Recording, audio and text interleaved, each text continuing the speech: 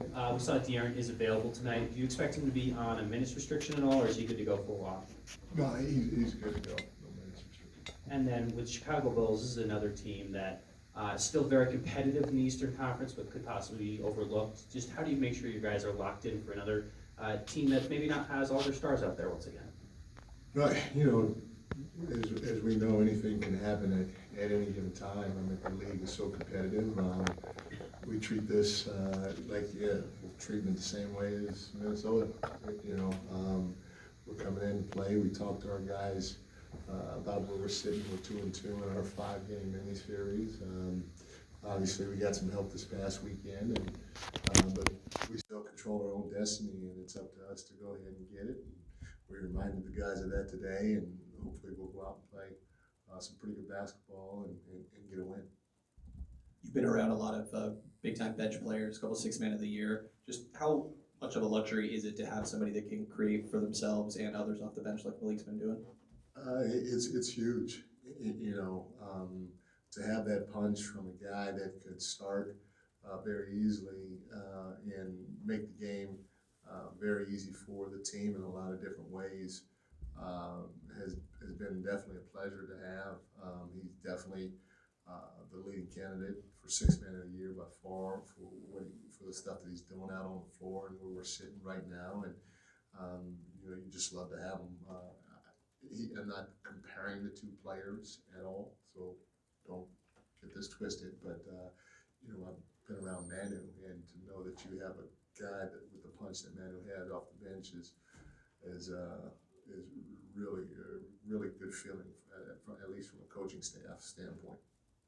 Yeah, Mike. I know there's a lot been made about the players meeting and all that, but It's today, what? a lot have been made obviously about the players meeting today. And today we learned, Trey, who talked about Keegan Murray speaking up a lot in that meeting, kind of surprising even some of his teammates. If you're learning about that, seeing Keegan Murray taking an active speaking role in a moment like that, just what kind of reaction was that? No, I mean, I said it before. You just want the guys to talk, and it's great that they all talked. I really don't care what they said. I'm just glad they got together, and it's good that a lot of them have spoken up. Good. And Mike, both Keon and Davion stepped up, played really well with Fox being out. Now that Fox is back, is there any kind of impact on their minutes beyond the obvious? Do you expect both of them to play? And if you could share, I guess, your thoughts on how those two embrace that role with Fox being out. Yeah, I mean, they both did a heck of a job for us in Minnesota. They stepped up in a lot of different ways, and we kind of tag teamed them together. Played Malik, I think, at the point maybe a little bit. But they've both been great the entire season because started out playing Davion, Keon didn't play. And then Keon started playing, and then he was playing well, and I went back to Davion, and he didn't play for a while. Now I threw him back out there to start. This is Keon's 4th start. We're 4-0 against some good teams too, and he was just ready to play. And you'd like to see that from a young guy. Same with Davion. We needed another scoring punch, and we told him to be aggressive. He's quick, he's strong, he's athletic, and he can score. And so we said we needed scoring, and he provided it for us as well as his defense. So both those guys were really big in Minnesota, and what it comes down to, it's just a minutes crunch. I don't know if I can get them both on the floor for extended minutes. Hopefully I can, because they're both deserving, but so are other guys, and so we always do my minute sheets before the game, and they're both slotted to play, but we'll see how the flow of the game goes. Any other questions? Hey, Mike.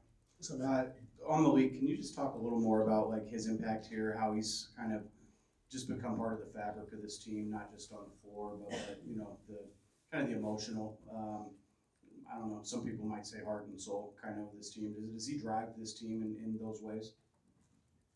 That's not like a Leprechaun hat, Celtics hat, is it? No, it's the brand. Oh. It's their little logo. Whose logo? It's called Black Clover. Oh, okay. Right. Well, we'll give Black Clover some love. Are they from Sacramento? I don't think so, but Okay, we'll still give him some They love. can send me some. Okay, but I was a little, I wasn't gonna answer your question if that was a Celtics leprechaun clover deal, but I'm glad we got that squared away. Yeah, don't worry about that. Appreciate you. What was your question again? Just Malik is Oh. kind of a driver. And Yeah, no, you know, we talked about this before. Malik definitely is. He's been great. You know, everybody respects him. He's he's extremely charismatic. And I think, you know, also it just doesn't extend to our team. I think it's out in the community too as well. And all of Sacramento has kind of embraced him. And he just has the personality to be that type of guy. And, you know, he's not afraid. And, you know, and his play is speaking for itself too. So he's been a big piece of what we've tried to do so far, and he will continue what we're trying to do going forward. Thanks, everyone. Thank y'all. Mark, what's up?